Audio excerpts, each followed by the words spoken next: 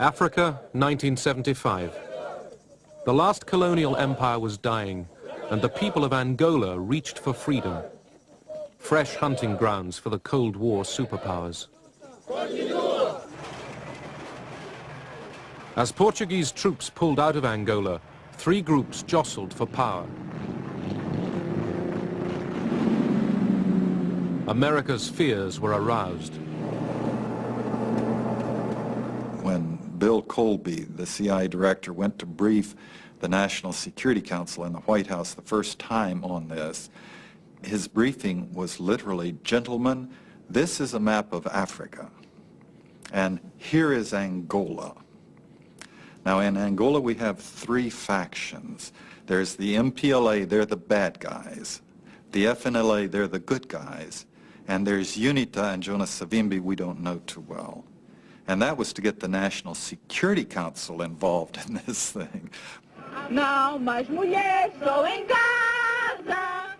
The Popular Movement for the Liberation of Angola, the MPLA, the largest group, was left-wing.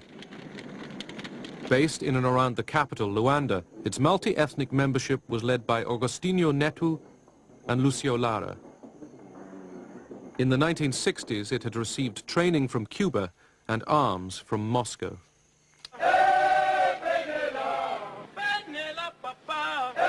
The National Front for the Liberation of Angola, the FNLA, operated largely in the north of the country. Its leader, Holden Roberto, a strident anti-communist, had close links with neighboring Zaire, which supplied him with outdated American arms.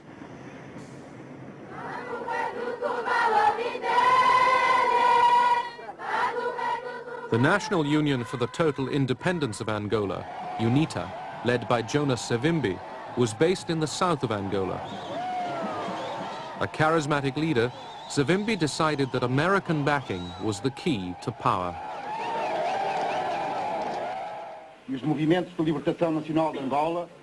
At Alvor in Portugal, the three rival groups got together. They agreed on arrangements for independence and elections. The United States scotched that, absolutely. Our solution was the CIA, without approval from the National Security Council, delivered $300,000 to Holden Roberto and ordered him to send his people into northern Angola. We weren't worried about receiving American aid. We knew that the Soviet Union was supporting the MPLA, and we had no possibility of countering that. Secretly channeled through Zaire, American money helped pay for Roberto's war on the MPLA.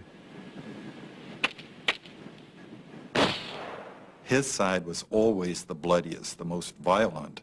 They went down and promptly killed 15 MPLA political activists.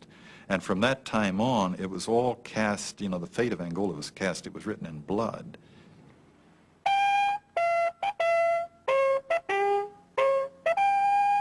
The Americans were not sure that Roberto's troops could defeat the MPLA. The Central Intelligence Agency sent John Stockwell to investigate. Roberto said he had 30,000. I had trouble counting 30. Badly armed, disorganized, kind of rabble kind of troops. And he was a cocktail party cowboy. He'd spent his whole career politicking in Kinshasa. He knew nothing of military operations or logistics or organization.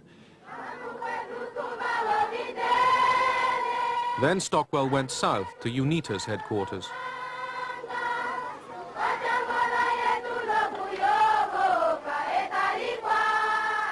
Stockwell met UNITA's leader, Jonas Savimbi.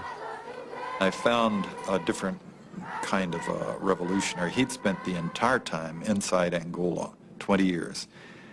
He had led the guerrilla fighting himself. Whatever the consequences, whatever the results, we will continue to fight because we don't want to be slaves of Russia in Angola, in our own country. America was now backing two of the three independence movements.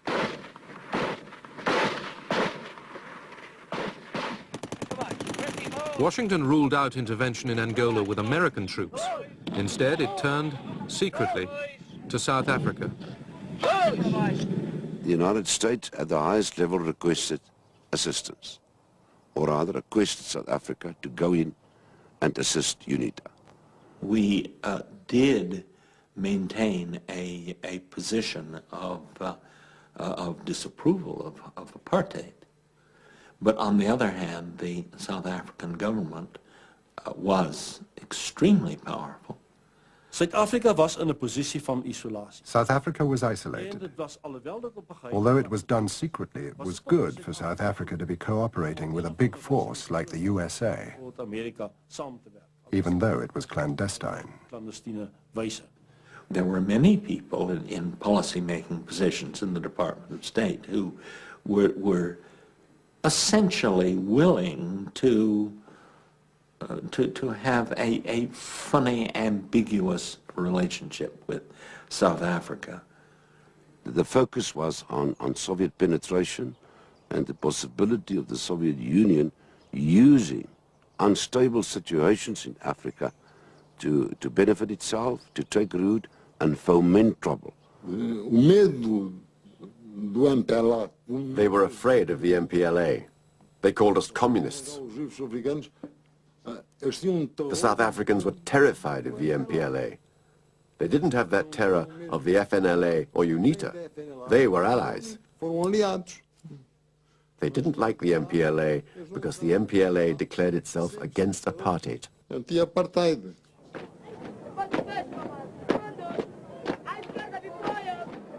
In Luanda, the MPLA was staging parades. In the countryside, it was losing control. We were alone, poorly equipped, poorly trained, poorly armed. We requested help from the Cubans to help us resist that aggression. Keen to show leadership in the developing world, Cuba sent 400 military instructors to Luanda. Moscow hadn't been consulted.